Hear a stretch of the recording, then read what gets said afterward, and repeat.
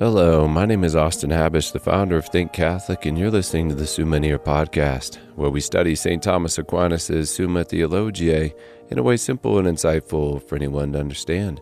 The Summa podcast is brought to you by Think Catholic.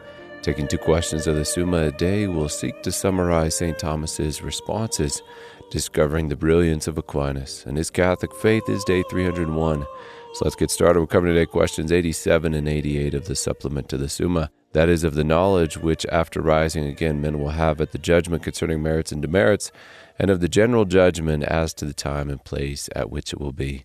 The translation that I always use in these podcasts is the one generously provided to me by Ave Maria Press, the 5-volume set translated by the Fathers of the English Dominican province, which you can now get at a discounted price from Ave Maria Press's site by typing in the code Summa 10, and so here we go. Article 1, whether after the resurrection everyone will know what sins he has committed. As Jesus Christ taught, beware of the leaven of the Pharisees, which is hypocrisy. Nothing is covered up that will not be revealed, or hidden that will not be known. Whatever you have said in the dark shall be heard in the light, and what you have whispered in private rooms shall be proclaimed upon the housetops.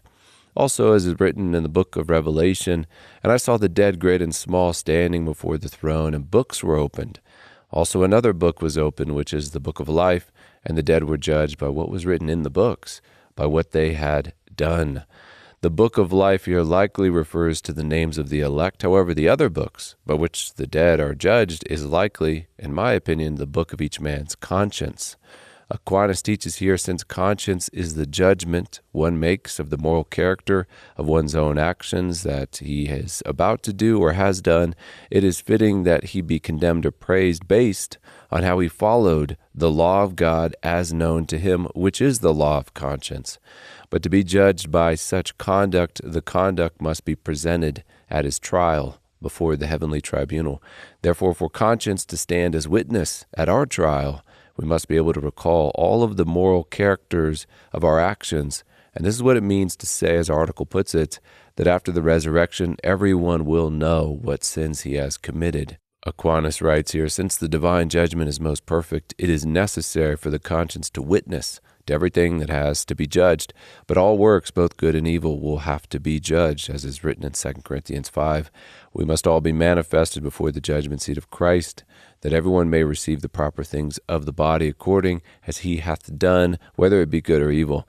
Therefore each one's conscience must needs retain all the works he has done, whether good or evil. How that will be accomplished, how conscience will be able to reflect in this one moment on the character of all of our actions, St. Thomas continues by saying, the one divine power will cause all to recall their deeds. Article 2, whether everyone will be able to read all that is in another's conscience. Will we all know the good and evil deeds of others?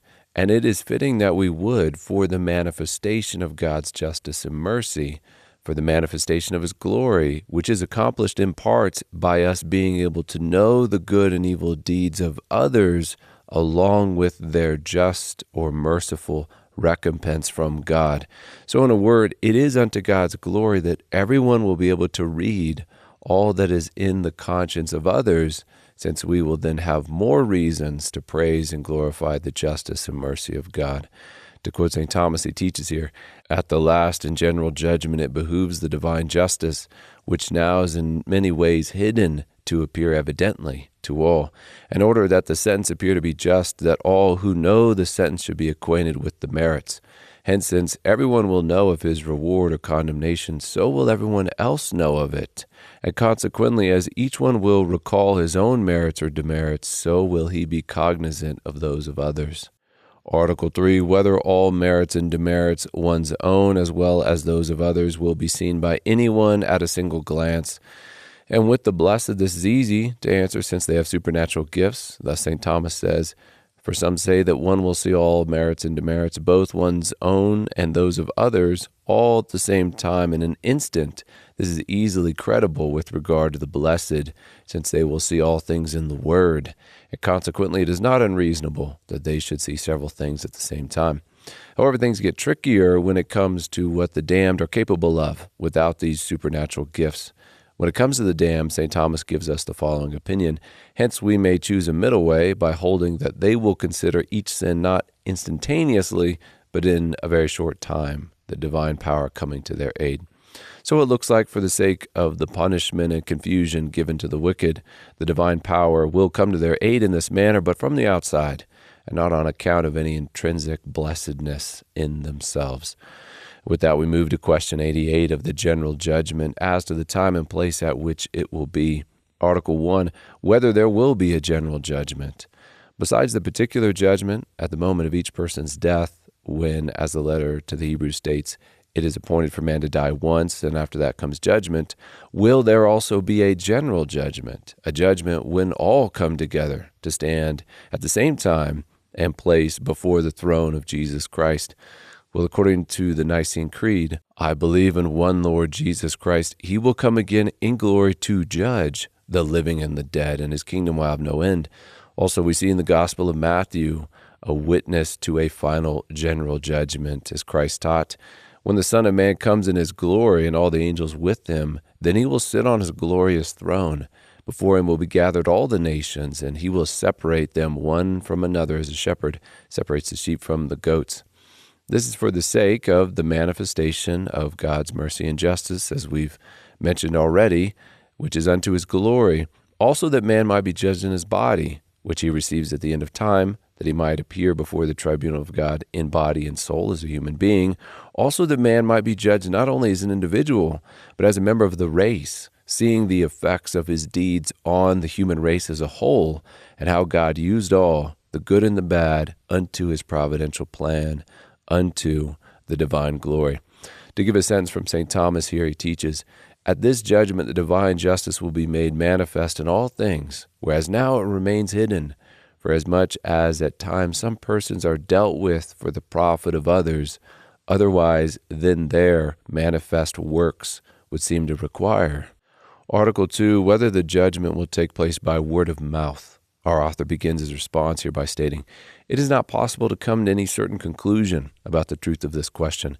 Therefore, we are dealing with just speculation here, speculation on how so much knowledge can be conveyed with so little time. Aquinas settles on the following opinion. Probably we should understand that the details set in Matthew 25, which we've already quoted on judgment, will be fulfilled not by word of mouth, but mentally. Article 3, whether the time of the future judgment is unknown. Scripture teaches in 1 Thessalonians chapter 5, the day of the Lord shall so come as a thief in the night. No one knows the time of future judgment.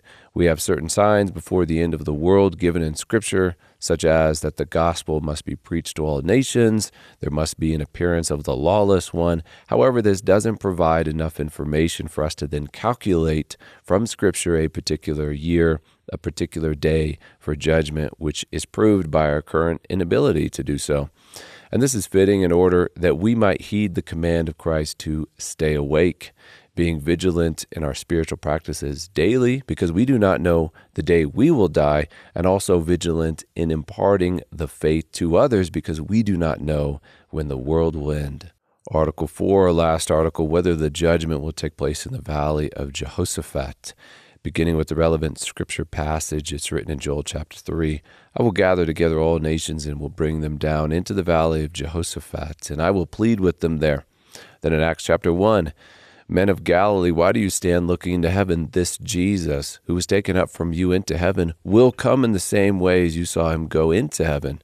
Then they returned to Jerusalem from the mount called Olivet, which is near Jerusalem.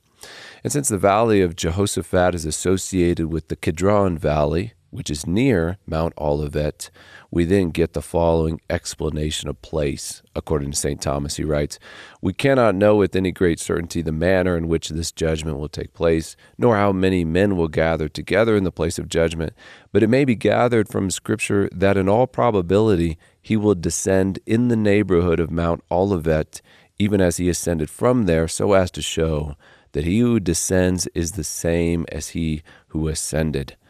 And with that, we close another episode. We have just finished covering questions 87 and 88 of the supplement to the Summa. That is, of the knowledge which after rising again men will have at the judgment concerning merits and demerits, and of the general judgment as to the time and place which it will be. My name is Austin Habish with Think Catholic, and I cannot wait to see you tomorrow.